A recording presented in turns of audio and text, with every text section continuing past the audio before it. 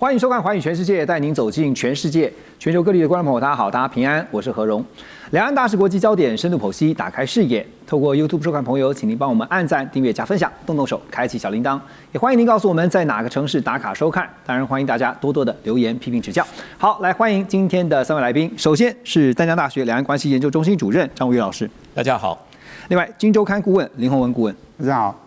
还有前大使清华大学副教授赵林大使，大家好。好，今天跟3位老师，我们先来关心的就是呢，在北京，在中国大陆最近呢发生了一件这个中央高层人士重要的异动，那也就是呢在1月24号上个周末那传出了中共中央军委第一副主席张又侠以及联合参谋部参谋长刘振立被报道说因为严重违法乱纪遭到立案调查，到这个礼拜已经过了1周了。新加坡联合早报就报道说呢，张又侠和刘振立落马之后，军方的媒体《解放军报》在近日来连续2天在封面刊登文章，针对负责保卫北京的解放军第82集团军，还有北京卫戍区呢，强调要分别学习中共20届4中全会的精神，学习贯彻习近平强军思想。解放军报的社论文章当中也指称，张又侠和刘振立2人危害党执政根基的政治和腐败问题，严重冲击到全军官兵团结奋进的政治思想基础。目前我们看到大部分的媒体包括了解放军报对外定调都是张又侠、刘振立2人是泄密但是真正可能的原因，吴岳老师您怎么看？我想应该跟泄密没什么太大的关系的。外面现在所讲的大概什么泄密给美国核子武器啦，或者什么涉嫌所谓的政变不成，我觉得这种东西基本上都是属于天桥说书的啦。你可以看看解放军报在有关于24号江东这样一个事情发生之后，你去看看那个社论，那社论是给他5个严重的这样一个罪行。对，那相较于上一次何卫东那个去年的10月18号，只有4个严重。那这4个严重跟这5个严重差在哪里？有差的非常有几个。第一个，它是严重的所谓的破坏的党指挥枪，这是当年对何卫东的。现在是严重践踏一个是严重破坏，一个严重践踏。那第二个来讲的话，当然这5个严重当中呢，也严重的危害到什么？危害到党的执政的根基跟政治腐败的问题。上次没有讲的嘛。第三个呢，对党跟国家造成极为恶劣的影响嘛。所以很清清楚楚的，如果从这个角度来看的话，如果只是泄密的问题，就不需要找的这么多的5个严重的理由，把它公布7大罪状的第一个议题嘛。对那第二个，大家会关注这个问题在这里。你去看看同一天的所谓的解放军报，如果我们是看看去年的10月18号，那时候是9名上将，同时包括何卫东被官宣的。你看看今年来讲的话，只有张又侠跟刘振立2位。第一个解放军报都是发表社论，可是第二个，你去看党媒，主要的机关报《人民日报》，你去看看18号的去年10月18号的《人民日报》，对，它只有在第6版，用那个国防部的新闻稿来呈现。你看今年有关于所谓的《人民日报》，在同一天是把解放军报的社论放在头版来看待嘛？对，版位根本就不同，完全不一样嘛。所以这一次所涉及的问题，当然就是一个政治问题跟腐败问题嘛。那当然你会讲嘛，解放军报来讲的话，连续这么一系列的评论文章嘛，如果你把它用到最新的评论的文章，大概就是10月31号，它是发表评论的文章嘛。是这个评论文章把它当成什么？它有几个重点嘛。第一个来讲的话很清楚嘛，这是一个全面从严治党的重大成果。从严治党是什么？代表政治路线出了问题嘛。第二个就是反腐败斗争的重大胜利。因为以后在军中，至少在军中，再也没有所谓的政治路线跟腐败问题的高层出现，因为现在中共中央军委会的7位的委员，包括主席是习近平，对，另外一个军委副主席是主管军纪的张升明，对，剩下的所有军委会的委员基本上都没有的，7个里面现在只剩2个，对。那第二个，你去看看解放军目前为止，大概为止来讲的话，编制正常的编制大概40位上将，40位上将到目前为止正常在活动的，大概剩下4位，4位就是包括张升明，一位嘛，还有包括什么？还有包括我们看到国防部部长董军，但是他不是中央军委，是。还有另外一个就是我们看到的刚升任的前些日10月22号刚升任的中部战区，中部战区当然司令当然是主管北京嘛，还有东部战区的司令嘛，大概只剩下这4位了嘛。在这种情况之下，因此我们可以很肯定的讲，针对何卫东、苗华之后，这次的所谓的针对张幼霞跟刘振立，大概中共所有军方的高层几乎都要洗牌了，全部都已经整顿完毕了。老师，那我请教，这样一个大洗牌哈，这牵连到说超过10位以上，您刚刚特别提到40啊，我看到有些报道甚至讲到说有70到80位这么大的一个人事的变动，它对整个解放军内部哈，尤其是军方的结构会产生什么样的一些变化？我想大概会产生第一个影响，从此军方再也没有针对21大要即将召开，从此军方再也没有任何人或任何组织可以有效的形成一股有效的势力，这第一个我们可以看的嘛。第二个，你如果看解放军报31号的所谓评论员文章，它最后几句话是最关键的，对，一定要贯彻军委主席负责制。这是一个首长制嘛。第二个，坚决听习主席的指挥。第二个，对习主席负责。最重要的，要让习主席放心。所以从这样一个军方的整顿，当然还没有结束，因为这些上将整顿完，一定会所属的机构全部都会整顿。所以我们可以看到说，那为什么张幼霞这个事情会这么样受到所谓重视？因为他跟一般的军人不太一样。是对，第一个。他是什么？他是今年已经75岁的一个72岁的人，在20大还能够被续任中央委员跟政治局委员，这历史上很少见的。第二个，你可以看到说，他18岁就加入解放军的。第三个，他的爸爸，他的爸爸，你可以看到说，对张幼霞爸爸张宗逊，他是解放等于是中共的这样共军的开国元老的上将，所以论军方的资历。论军方的关系，论军方的家世，论军方的从政经历，再也没有人比张幼霞更资深了吧？无人能出其右了。对，那如果连张幼霞这样一个人跟刘振立都已经被整到的，现在全解放军来讲的话，你说还哪有所谓反习的势力嘛？第二个，我们要特别看的在哪里？就这一次来讲的话，40位所谓上将缺，那最后一次公开露脸就是6位上将嘛，就是12月22号嘛。那很多人都只看到升任2位上将，2位上将是谁？就是我们讲所谓中部战区的严格讲，你看韩胜元就是上一次有关于11国庆阅兵的，对，就是他是出身于所谓严格讲空军，对，他在中将的时间待多久？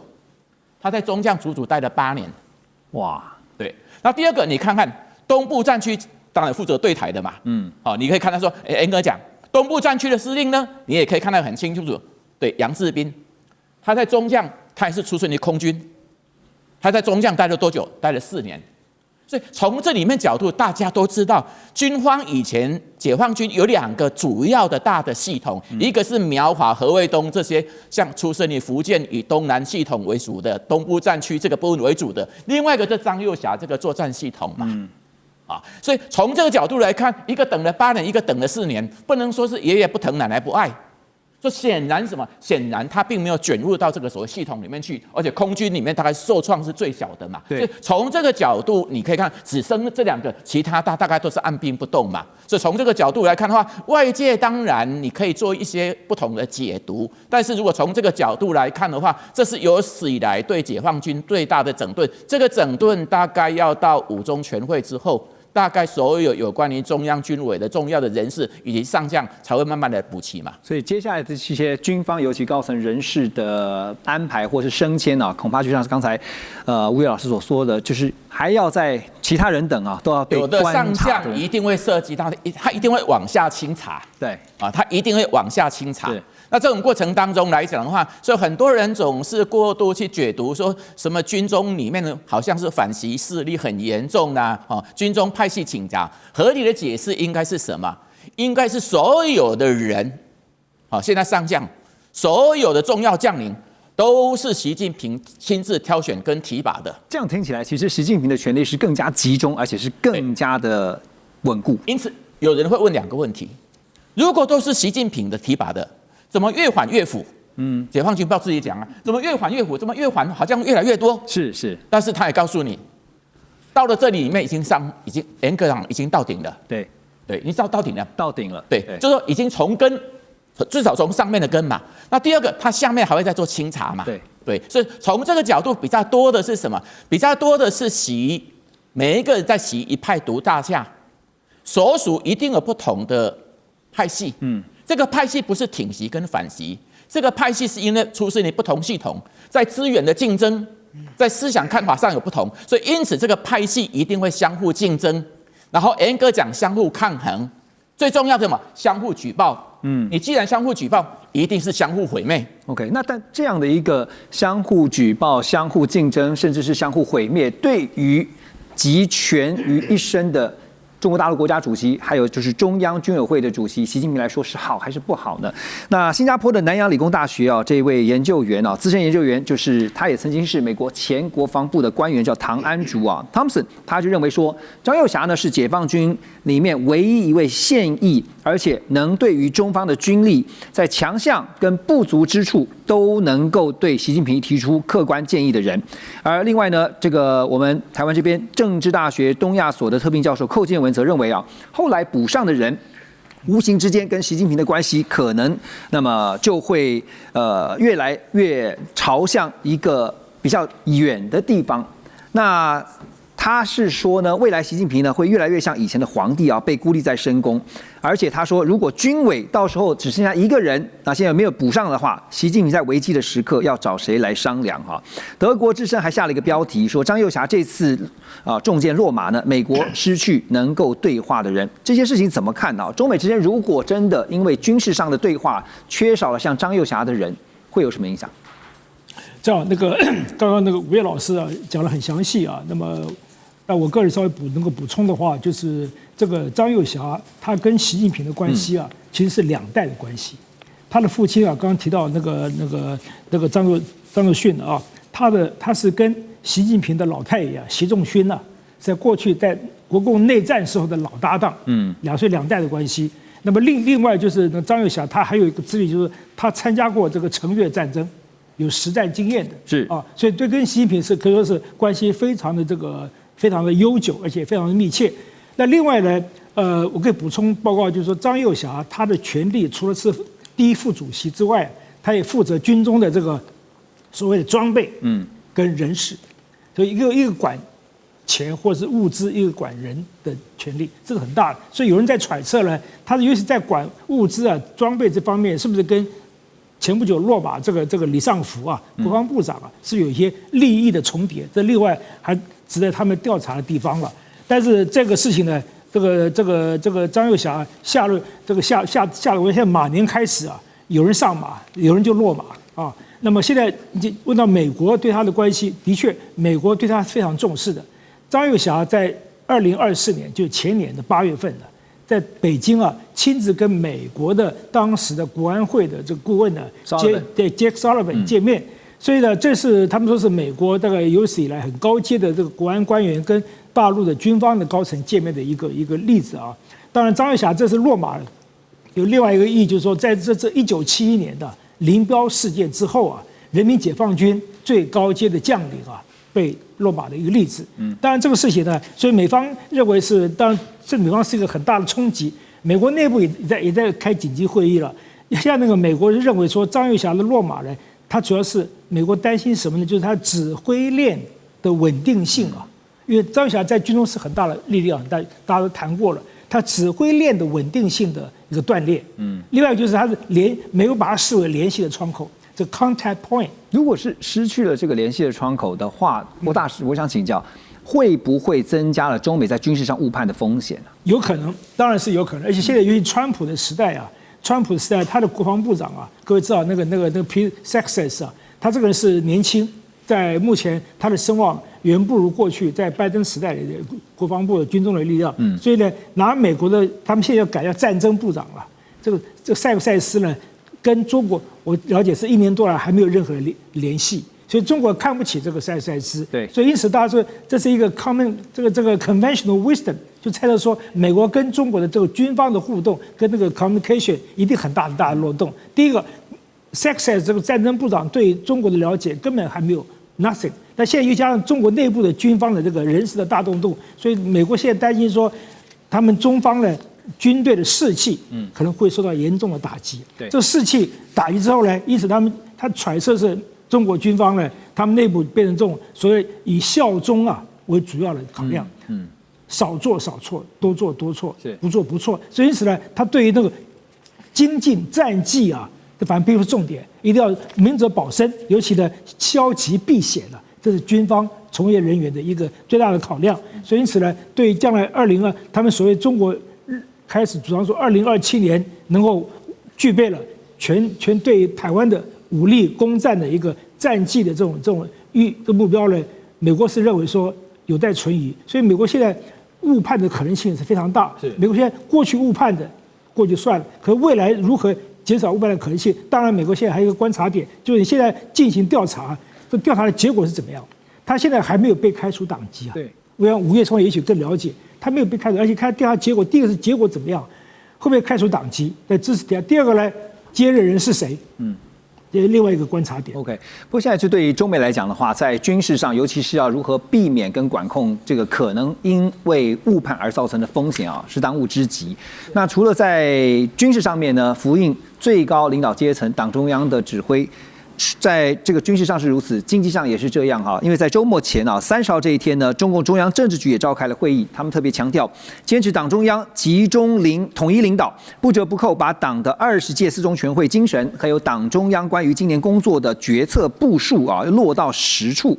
华尔街日报在29号也报道说呢，根据花旗他们基于大陆官方所发布的资讯来统计呢，在已经公布2026年经济增长目标的20个中国大陆省份当中，现在有13个省份是下调了目标，包括制造业的大省广东省在内。整体来看这个中国大陆虽然现在我们说 AI 跟半导体的相关发展是真的是非常的迅速，势如破竹成熟制程也摆脱先前的困扰，但是顾问为什么整个内部我们看整个经济的内需并没有被明显的带动？原因是什么？没错，你刚刚在讲很多的这个省份往下调嘛那往下调，当然因为整个经济的发展会有好几只脚那我们先看刚刚讲到，就是说 AI 跟半导体发展的确是不错这个不错是在美国的打压下面还是不错刚刚讲传统制程中国的发展迅速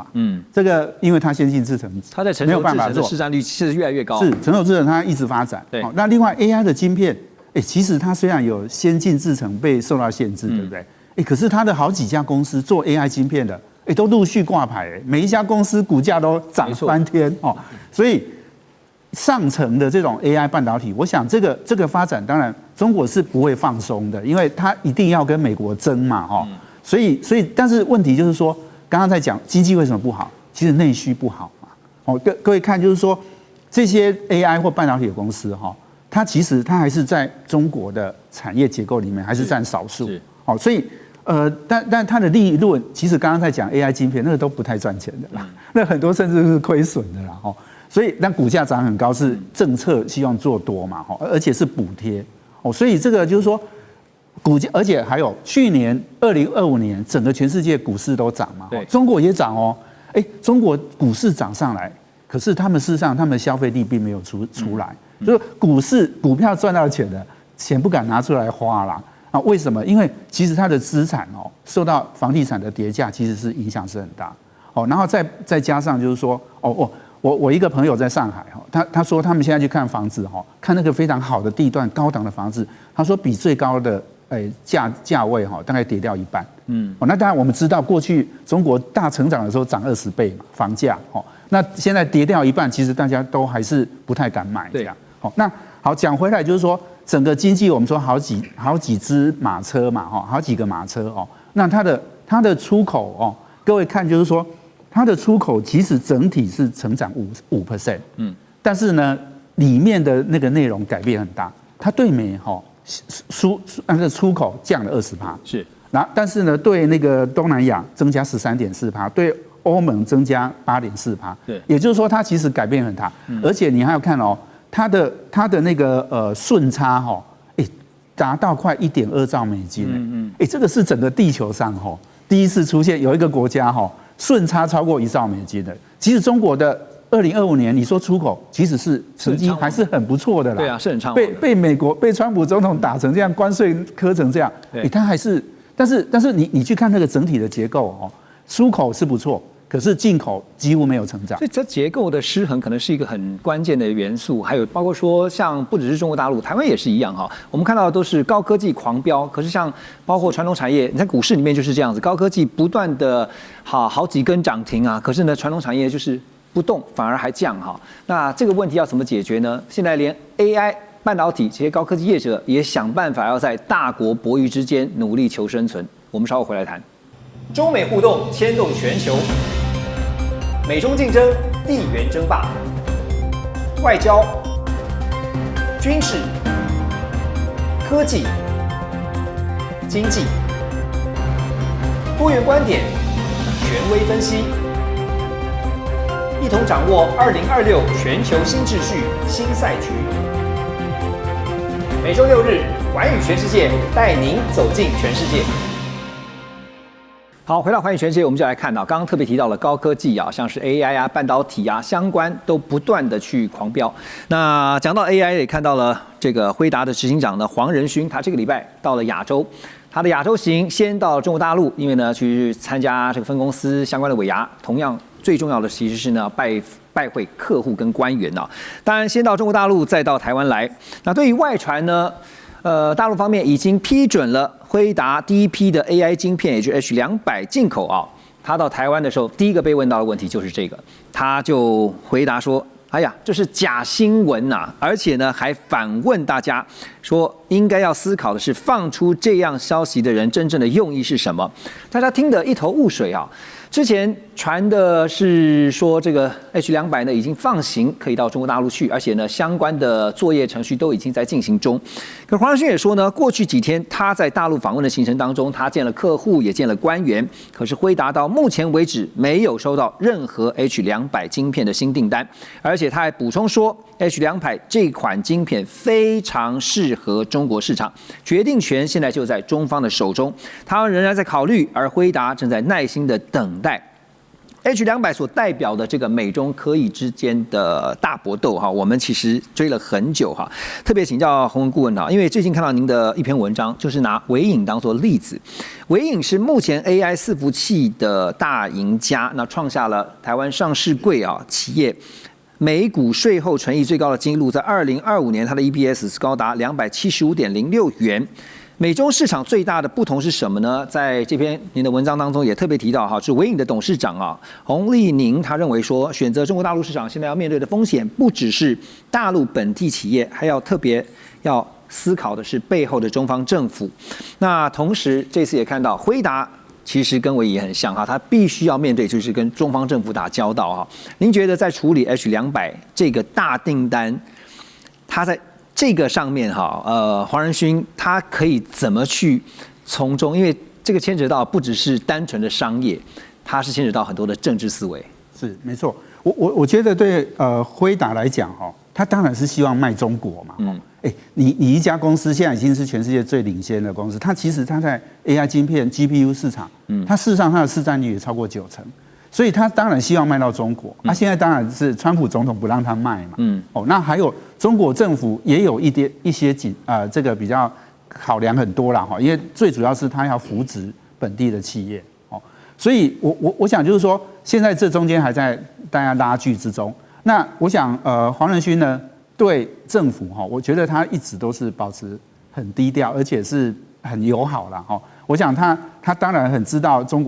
国对他是有一些这个限制嘛，但是你看他去大陆还是腰还是弯得很低啦身段很柔软。那我觉得，但是刚刚在讲到说微影这件事情跟辉达这件事情，我觉得有一点点小小的差异我解释一下。我那时候写这个微影为什么？因为这公司当然大家都知道，它是很重要的一个 AI 伺服器的公司。它在2012年成立的时候，它是从伟创分出来的。那时候，洪董事长他考量什么呢？那时候他说，因为他要做这个市场，他是想要避开大陆的 BAT， 就是百度、阿里巴巴跟腾讯。他以美国的那4家微软，然后Meta 还有 Google 还有 AWS 以这4家为主。那他那时候的考量是什么？因为他说他去中国大陆设厂他的 IP 一定会被拿走。他说他已经看到这个结果，所以他要走美国市场，他不要中国市场。那这个情况其实是做对了这个决定，因为现在整个 AI 的发展 ，AI 伺服器的推动，事实上都是美国嘛，美国是领先的，而且是非常明显的。那辉达，那现在我说辉达跟微影不太一样，是说辉达基本上它整个供应链都不在中国了。它不像微影当年，它可能要考量，它现在整个供应都是台湾呐，或者是只有很少数一家公司叫这个盛宏这个盛宏科技，对，是大陆的 PCB 厂商。那时候那个黄仁勋在赵元宴的时候有没有？他邀宴，其中有一位就是在其中一位，对，就是那个盛宏的那个陈涛，也就只有一个，其他都是台湾嘛。所以我的意思就是说，它整个供应链其实它已经不用担心被中国IP 被拿走，对，他现在其实重点是要去销售而已。那他希望销售，这个是最终的结果啦。但我觉得就是说，他当然是希望有销售的机会，但是他事实上他把 AI 晶片都卖到全世界。不过这次黄仁勋来的时候，他特别在一开始就告诉大家说，这个 H200的订单说中国大陆已经放行了，说这个是个假消息啊。他说你们应该去反问，为什么有些人要放出这样的消息？大使你怎么看？我觉得这个黄仁勋他算是个科技的这个人才。而且也是个全世界的一个 international figure，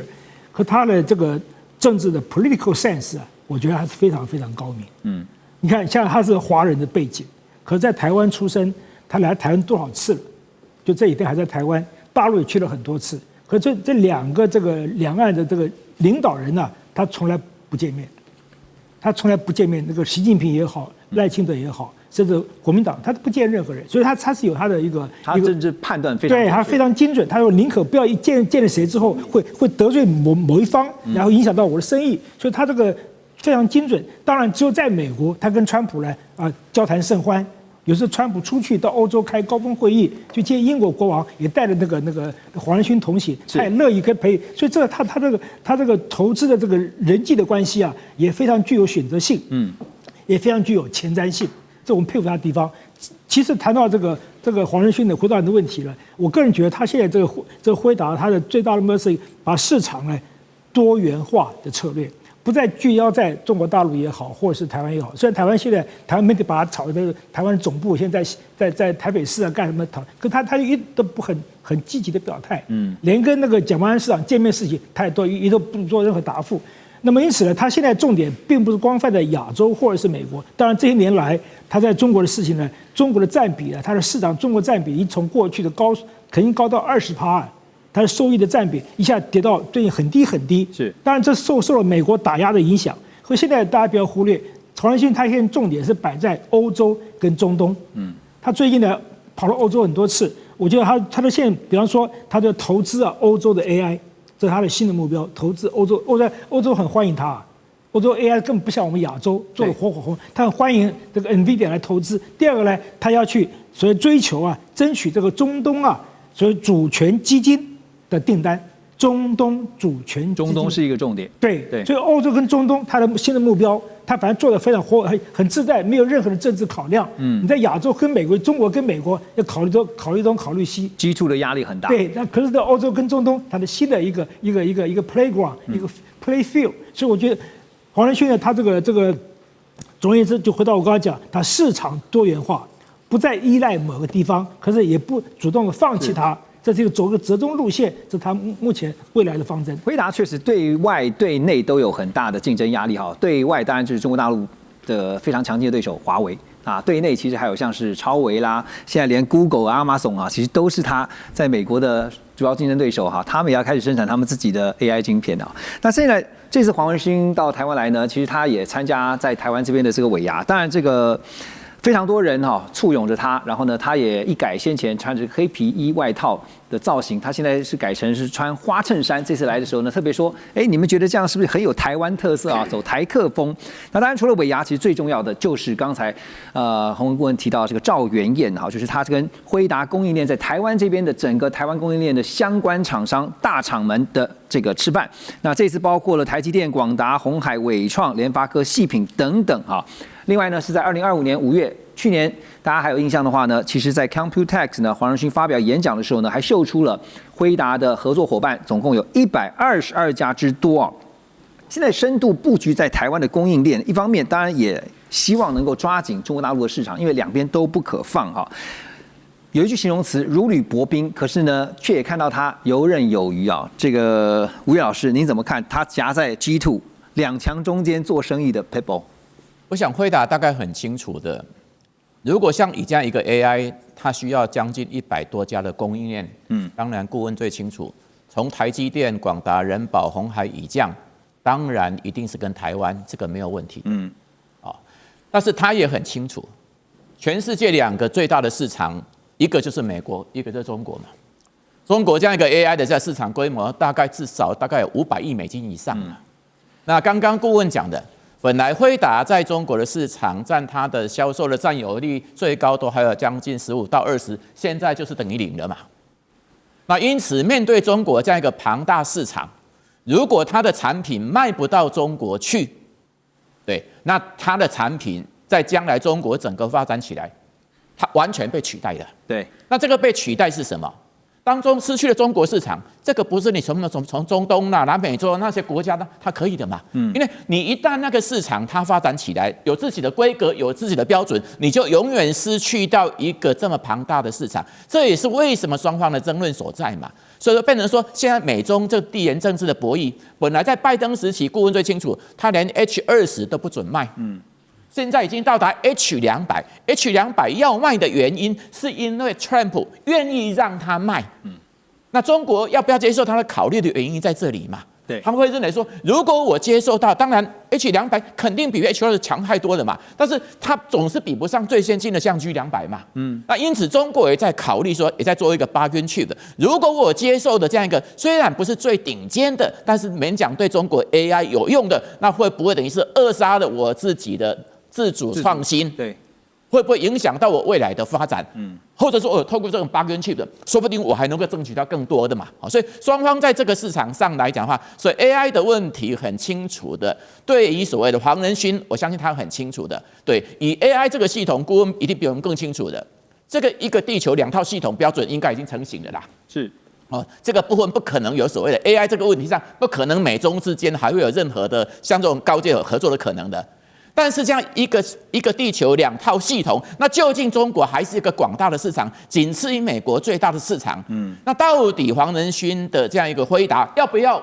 在这市场占有，持续保持占有，还是他要彻底从这个市场等于是完全撤出，而让另外一个系统起来，完全取而代之。所以他的抉择就在这个抉择嘛。那这个抉择其实不仅涉及到有关于他的企业的布局，涉及到美中之间的地缘政治的大国的博弈，也涉及到什么？也涉及到辉达本身跟什么？跟北京积极想要扶持自主创新华为之间他们的一些科技竞合的关系嘛。对，所以其实这样听起来，就是市场如果失去的话，不只是说在利润上有很大的损失就是对于这个市场一旦没有了以后，其实对于辉达在研发的实力上面也会是一个非常大的人才。1半以上的 AI 的人才基本上都是中国人的。对，不过像刚刚大使也提到黄仁勋夹在这中美2强之间游刃在这当中，其实两方都有很大的压力，但是他也有了自己的一套跟中美2大国互动的方式，所以其实他应该做外交官的但因为做外交官绝对没有比做商人来的赚钱。我们休息一下，马上回来。中美互动牵动全球，美中竞争地缘争霸，外交、军事、科技、经济，多元观点，权威分析。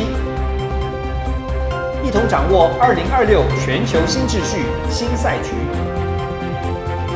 每周6日，寰宇全世界带您走进全世界。